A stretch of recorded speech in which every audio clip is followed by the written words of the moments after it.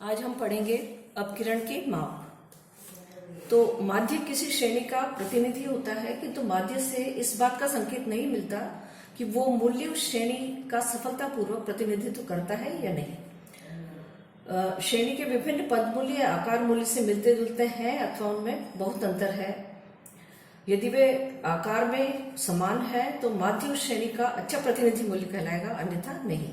तो इस बात की जांच करने के लिए माध्य उस श्रेणी की किस सीमा तक प्रतिनिधित्व करता है, अपकिरण की मापों की आवश्यकता होती है, यानी कि मेजर्स ऑफ डिस्पर्सन की आवश्यकता होती है।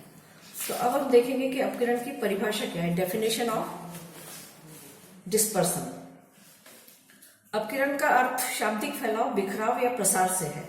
डॉक्टर बाउले के मतानुसार अपकिरण मदों के विचलन का माप है।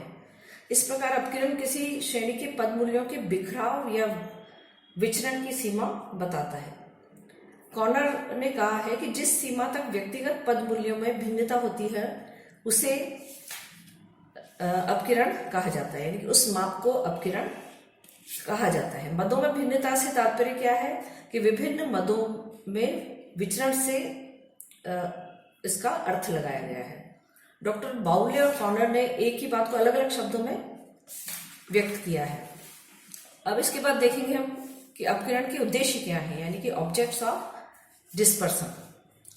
अपकिरण के उद्देश्यों में सबसे पहला जो उद्देश्य है वो है माध्य की विश्वसनीयता की जांच करना। तो अपकिरण के माप का प्रमुख उद्देश्य ये ज्ञात करना होता है कि सांख्यिकीय माध्य कितने विश्वसनीय है, अर्थात माध्य संपूर्ण श्रेणी का किस सीमा तक प्रतिनिधित्व करता है। यह अपकिरण की मात्रा यदि कम होती है तो माध्य उस श्रेणी का प्रतिनिधित्व करता है और वह विश्वसनीय माना जाता है। इसके विपरीत अगर अपकिरण की मात्रा अधिक होती है तो माध्य श्रेणी का सही प्रतिनिधित्व नहीं माना जाता। ऐसी स्थिति में माध्य की विश्वसनीयता नहीं होती है। दूसरा है श्रेणी की बनावट के संबंध में सूचना प्राप्त करना। अपकिरण के माप से श्रेणी की बनावट का पता लगाया जाता है, जिससे ये ज्ञात हो सकता है कि श्रेणी के मूल्यों में एकरूपता या विचरणशीलता है या नहीं। माध्य के दोनों और मूल्यों के प्रसार या बिखराव कैसे है, उसकी औसत मात्रा कितनी है। तीसरा उद्देश्य जो है अपकिरण का वो है विचरणशीलता की तुलना करना, यानी कि टू कंपेयर द वेरिएबिलिटी।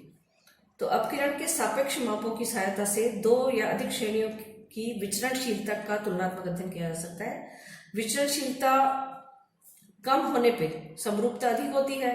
तो आय की असमानताओं की तुलना करने, दो क्रिकेट खिलाड़ियों के रन बनाने में विचरणशीलता अथवा एकरूपता का अध्ययन करने में अपकिरण के सापेक्ष माप जो है वो बहुत उपयोगी होते हैं।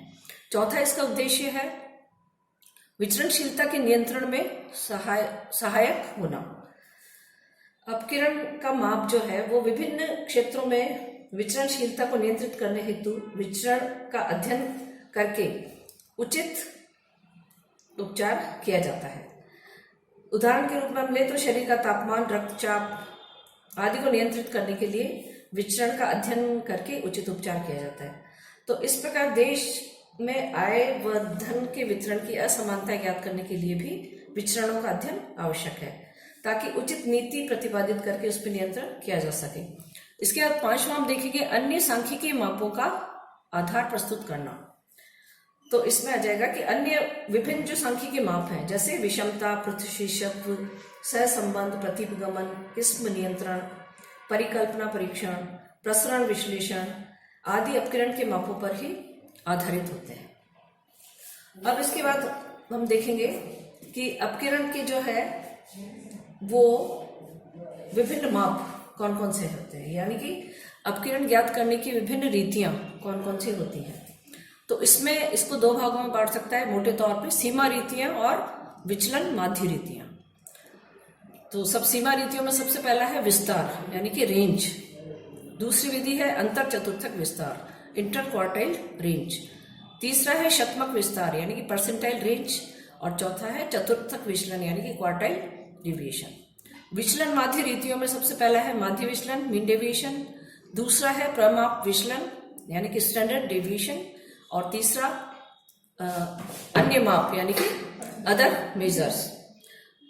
तो इस तरह से ये सारी रीतियां हैं। सबसे पहले अध्ययन करेंगे हम, और बिंदु रेखीय रीतियां अगर लें, ग्राफिक मेथड्स अगर लें, तो उसमें सबसे पहली है लॉरेंज वक्र, ठीक है, यानी कि लॉरेंज कर्व। तो इन सब रीतियों का अध्ययन विस्तार से हम अगले वीडियो में करेंगे।